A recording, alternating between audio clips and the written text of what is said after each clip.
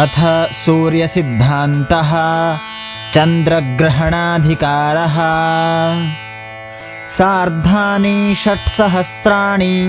योजनानि विवस्वतः विष्कम्भो मण्डलस्येन्दोः 600 स्फुटस्वभुक्त्या गुणितौ मध्यभुक्त्योद्धृतौ स्फुटौ रवेः स्वभगणाभ्यस्तः शशाङ्कभगणोद्धृतः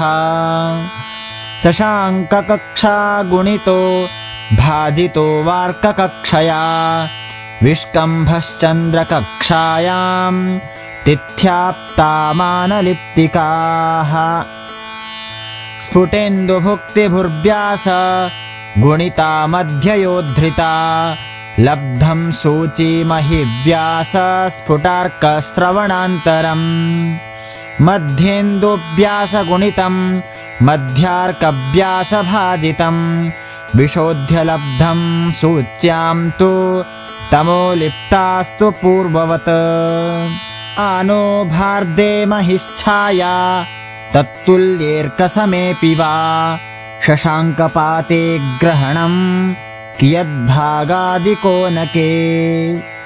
तुल्यौ राश्यादिभिः स्यातां ममावास्यान्तकालिकौ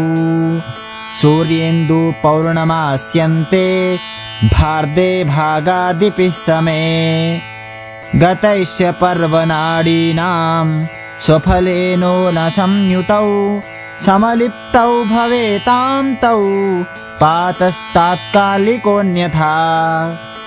छादको भास्करस्येन्दुरधस्थो घनवद्भवेत् भूच्छायां प्राङ्मुखश्चन्द्रो विशत्यस्या भवेदसौ तात्कालिकेन्दुविक्षेपं छाद्यश्छादकमानयोः योगार्धात् प्रोज्झयच्छेषं तावच्छन्नं तदुच्यते ग्राह्यमानाधिके तस्मिन् सकलं न्यूनमन्यथा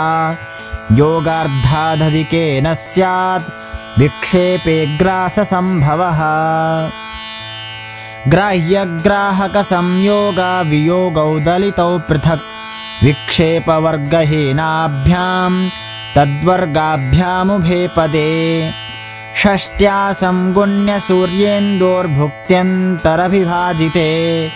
स्यातां स्थितिविमर्दार्धे नाडिकादिफले तयोः स्थित्यर्धनाडिकाभ्यस्ता गतयः षष्टिभाजिताः लिप्तादिप्रग्रहे शोध्यं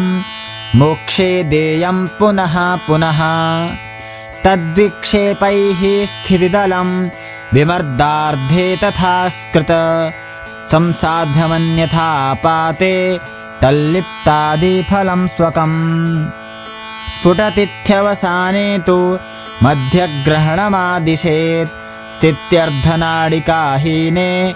स्पर्शो मोक्षस्तु संयुते तद्वदेवैमर्दार्धनाडिकाहीनसंयुते निमीलनोन्मीलनाख्ये भवेतां सकलग्रहे इष्टनाडीविहीनेन स्थित्यर्धेनार्कचन्द्रयोः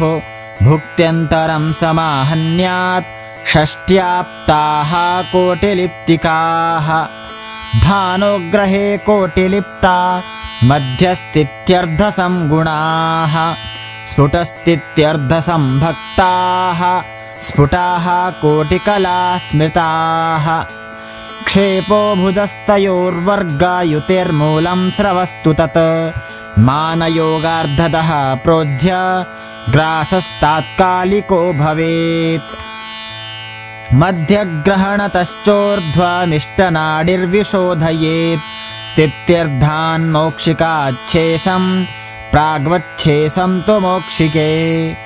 ग्राह्यग्राहकयोगार्धाश्चोद्याः स्वच्छन्नलिप्तिकाः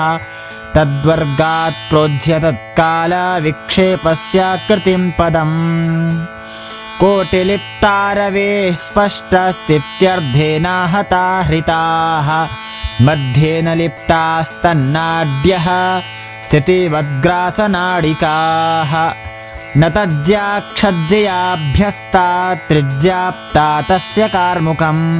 वलनांशाः सौम्ययाम्याः पूर्वापरकपालयोः राशित्रययुताद्ग्राह्यात् क्रान्त्यं शेर्दिक्समैर्युताः भेदेन्तरज्यावलना सप्तत्यङ्गुलभाजिता सोन्नतं दिनमर्ध्यर्थं दिनार्धात्तं फलेन तु छिन्द्याद्विक्षेपमानानि तान्येषामङ्गुलानि तु इति चन्द्रग्रहणाधिकारः।